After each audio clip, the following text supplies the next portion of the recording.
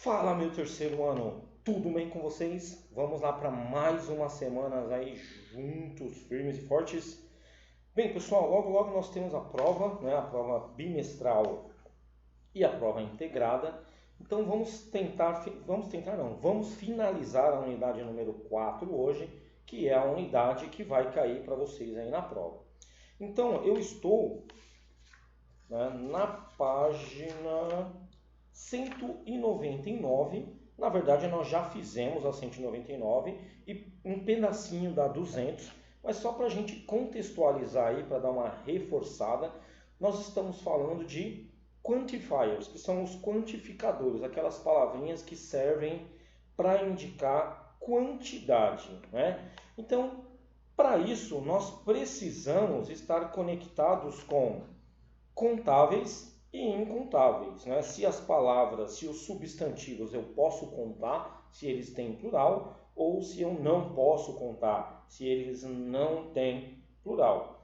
E aí nós falamos de alguns tipos aí, né? Falamos do some, do any, do plenty of, lots of, a few, many, much, enough. Falamos de todos esses e fomos até a página 200 falando de algumas palavras. No caso aí as palavras são advice, information, furniture, palavras que não têm plural, né? Então são palavras, que não tem plural em inglês, porque essas palavras em português, elas têm sim uma forma de plural. Então eu posso falar, por exemplo, móveis, conselhos, né? Pães, mas em inglês elas não têm. Informações, em inglês não tem. Então nós paramos exatamente nesse ponto. E aí eu parei aqui quando vinha um pequeno resumo aí, né, dos principais quantificadores. Então essa tabelinha aí é uma tabelinha de quantificadores que nós já trabalhamos. Então não tem aí nenhuma novidade não. Então é como se a gente estivesse fazendo aí uma pequena revisão, né? Então, ó, lembrando que contáveis e incontáveis, novamente, a gente não pode esquecer disso, porque isso é o primordial, ó. Então, nós temos uma coluninha onde eu uso esses quantificadores só para contáveis, uma só para incontáveis, e essa terceira coluna aqui, que está escrito both, é porque ela é usada para ambos, tanto contáveis quanto incontáveis, é usado para os dois. Tudo bem? Então nós temos aí, ó, many, né, que é muitos e muitas, certo? A few, que é alguns, algumas, né, uns poucos, e few, que são poucos e poucas. O contrário, eu acho que é uma boa ideia se a gente colocar aqui, galera, ó, muitos e muitas. E do outro lado, para incontável, eu só uso muito e muita. Só o A tá bom, né? Aí, certo? Embaixo, uns poucos ou umas poucas, né? Algumas, né? E do outro lado, eu não posso usar o few quando é incontável, eu tenho que usar o little. Então é um pouco, porque uma pouca não dá, certo? Então é isso daí. E aí é mesmo esquema para few, que é poucos ou pouca,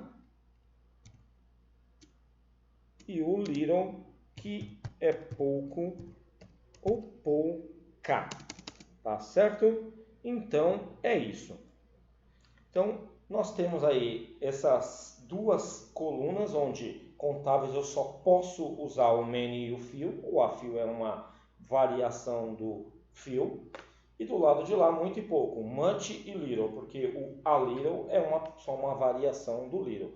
E na categoria do both, eu tenho o resto do mundo, né? Todas as palavras que eu posso usar, tanto quanto o substantivo é contável, quanto quando o substantivo é ou são substantivos incontáveis. Então, nós temos o a lot of, ou então lots of, que são muitos, bastante. Inclusive, existe uma tendência aí para que, quando você está preocupado se usa o many ou o much, você usa o a lot, você mata aí a parada, porque o a lot ele pode substituir tanto o many quanto o much, tá? O any, que dá aquela ideia de qualquer, ou de nenhum, ou de alguns, né? Porque depende se é afirmativa, se é interrogativa, né? Ou se é negativa. Plenty of, que é uma derivação do a lot of. Quer ver só uma coisa? Vamos verificar aqui. Quando a gente procura o significado de plenty of,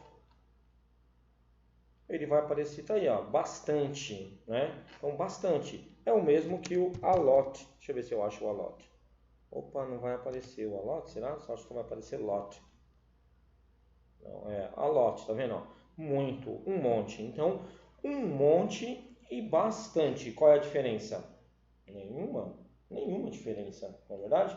Então, tanto faz eu usar o plenty quanto eu usar o a lot of. Enough, que é suficiente, o some, que também está conectado com o N, né? Porque vai depender, na afirmativa é some, na negativa e na interrogativa é N, então nós já vimos isso. All, que são todos, o no, né? Que a gente usa em frases afirmativas para indicar que é negativo, como assim? Por exemplo, I have no time, eu tenho, não tenho, quer dizer, eu tenho nenhum tempo. Ou então o none e o none of, que também dá a ideia de nenhum. Informações sobre essas palavras. Veja que no acompanha um substantivo. Então, no pain, no gain, no money, no time. Já o none, ele vem sozinho, né? Então, tipo assim, quanto tempo eu tenho? Aí a pessoa só responde none. Certo? Então, I have a lot of money. Do you have none? Quer dizer, porque eu já falei money antes, certo? Então, o none, ele vem sempre sozinho. Por que vem sozinho? Porque a gente já sabe o que é. Já foi dito antes. No caso do no, não. No caso do no, eu preciso dizer o que. Então, ele vai acompanhar, tá? Exemplo. I have no interest. Eu tenho nenhum interesse. Ou não tenho nenhum interesse. There is no information. Não há informação. Então, repara que quando eu uso o no, o verbo ele tem que estar afirmativo. Por quê, teacher? Eu falei isso na semana passada. Em inglês, nós não podemos ter duas negativas. É só uma negativa.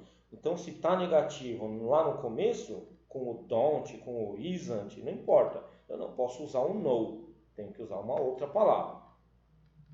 Mais exemplos. How much cash do you have? Quanto de dinheiro você tem? I have none, ó, tá vendo? Eu não tenho nada, não tenho nenhum. Então, nenhum o quê? Dinheiro, mas eu sei que é dinheiro porque foi falado aqui, ó, anteriormente. Então, eu não posso usar o none se não foi comentado antes, né? Além de none of. Há outros quantificadores com a preposição of, tipo, então, none of, nenhum dos. Então, nenhum dos dois, none of you. All of you, todos, né, de alguns. Some of, alguns de. Most of, a maioria de. Então, igual no português, eu também tenho esse de. Então, exemplo. All of the patients, todos os pacientes. Então, de todos os pacientes que estão lá, todos, né? In the emergency room were taken, foram levados para um hospital diferente. Some of, alguns deles, de eles, certo? Então, por isso que eu tenho aí a preposição. Most of, a maioria de eles, deles. Muito bem, é isso. Na forma interrogativa, quando eu estou fazendo pergunta, temos duas perguntas principais, com o how many e com o how much, certo? Então eu vou anotar aqui, por quê? how many e how much, o how many, vou colocar desse lado, ele é usado para substantivos contáveis. Então, significa quantos ou quantas. Em contrapartida, o how much é usado com substantivos incontáveis, significando quanto ou quanta. Da mesma forma que o much e o many é muito, né? E muita, e o many muitos e muitas, eu quero saber que tanto, né? How many, quantos? How much, que tanto? Quanto, no singular e no plural. Contável e incontável, na mesma pegada, na mesma parada, nada de diferente aí. Então vamos lá, continuando. How many bottles of soda do we need to buy? Então aí é fácil, porque ó, garrafas de refrigerante, garrafas eu conto, portanto, how many, ó, quantas, certo? Por outro lado, how much cheese is there? Queijo, eu não conto um queijo, dois queijos, eu conto por quilo, né? Por pedaços, por fatias. Então, quanto queijo nós temos? Então, eu não digo quantos queijos, mas quanto queijo. Por isso, o how much e não o how many. Beleza até aí? Vamos na sequência então.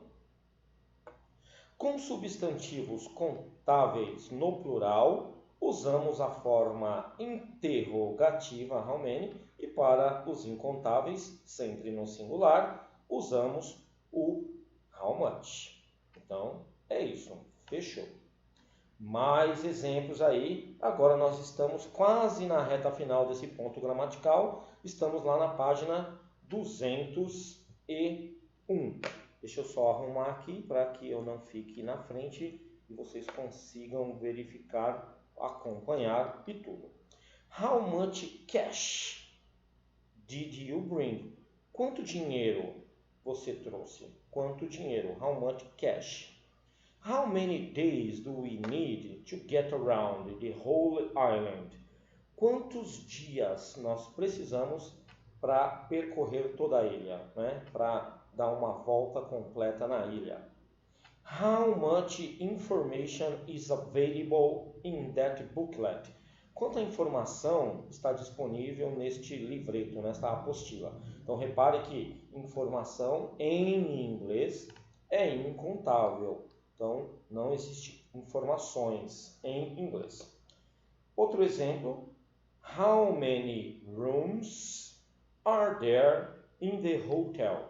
Quantos quartos tem ou há no hotel? Quartos eu conto, plural, portanto, quantos? How many? Muito bem, vamos falar agora do fio, do a fio e do little e a little. Deixa eu só molhar a garganta. Vejamos agora as expressões a fio, fio, a little e little, que embora sejam traduzidas em português como alguns e poucos, né, ou um pouco, guardam diferenças significativas entre si. Então, a fio é usada com substantivos contáveis no plural e é mais positiva que fio. Exatamente. Mas aí não tem nenhuma diferença, porque se você falar assim, poucas pessoas, e você falar umas poucas pessoas, tem um pouquinho de diferença, porque o fio, né, poucas pessoas é algo negativo. Umas poucas pessoas não é algo negativo, né? Ele é um pouco positivo. Tanto que quando eu digo umas poucas pessoas, eu posso até traduzir como algumas pessoas. Então, ó, there are a few vacancies in that hotel. Tem algumas, aí tá vendo? Algumas vagas naquele hotel. Ideia de suficiência, de algo positivo. Tem algumas, não são muitas, não são muitas, mas tem algumas. Agora, quando eu digo there are few, é porque tem poucas, não é suficiente, né? Não é o suficiente. Então, quando eu ponho o a, dá essa diferença, mas também essa diferença ela aparece no português. Então, não é nada de se preocupar aí, porque no português nós temos essa mesma pegada, não é? Um pouco e pouco, né? Ah, tem um pouco de manteiga no pote. Tem pouca manteiga no pote. A diferença é a mesma coisa em inglês. O mesmo vale para a little e little. There is a little dessert left. Sobrou um pouco de sobremesa, mas é suficiente. There is little dessert. Então, sobrou pouquinho, sobrou pouca sobremesa. Quer dizer, não é suficiente para todo mundo, tá certo? Então, tá aí, nada de diferente.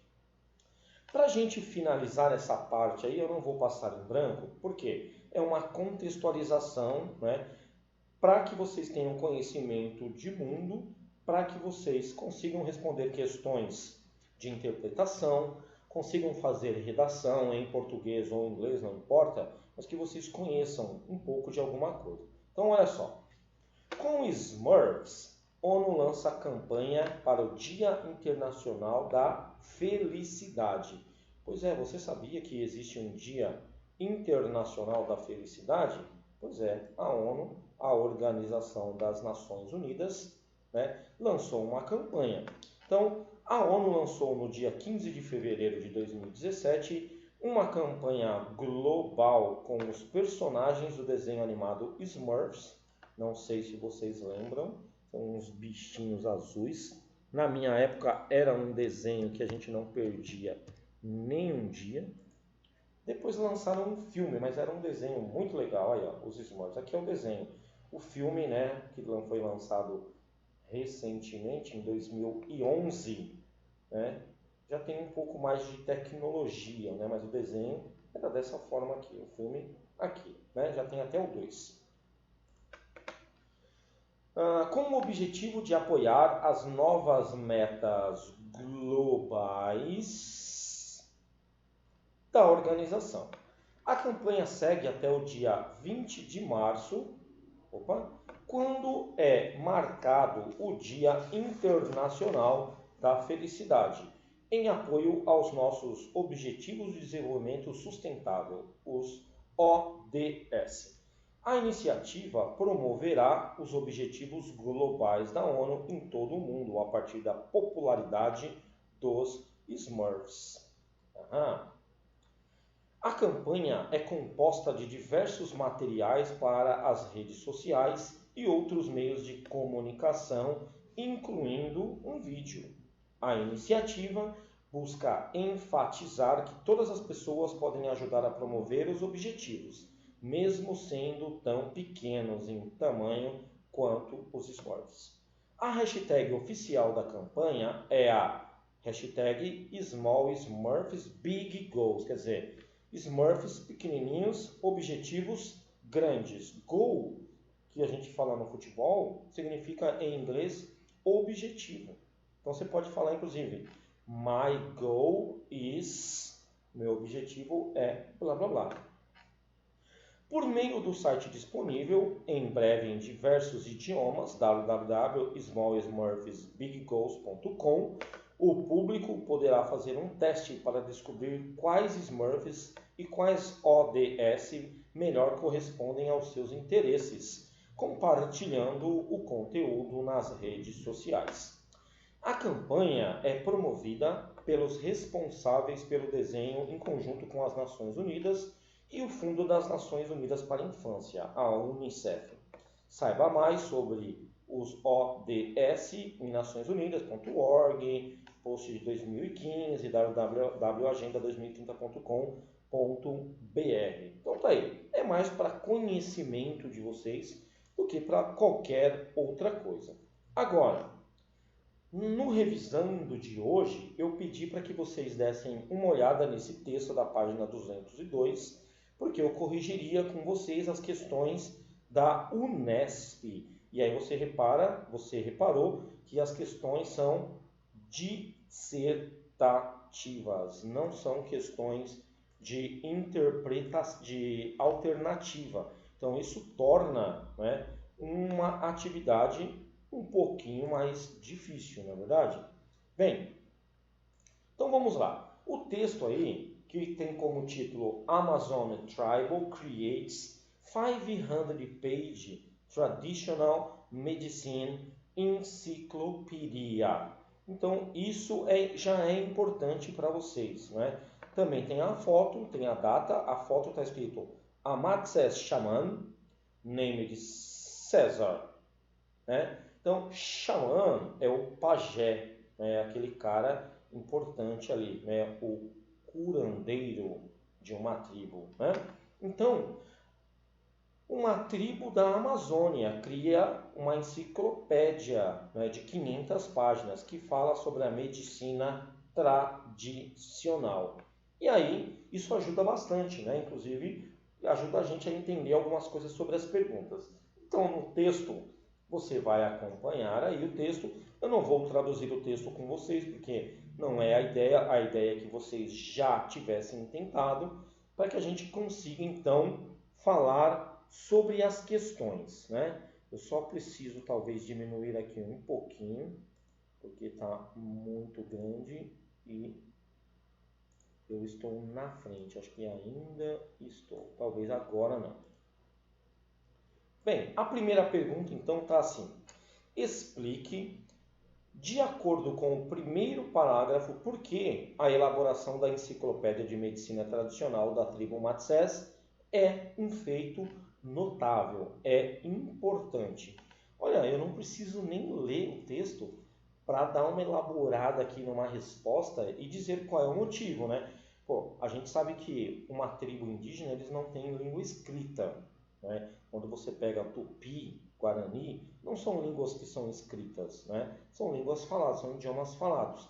Para que eles escrevam, tem que ter tido alguma coisa muito importante, né? É óbvio, quando você registra algo, para que é?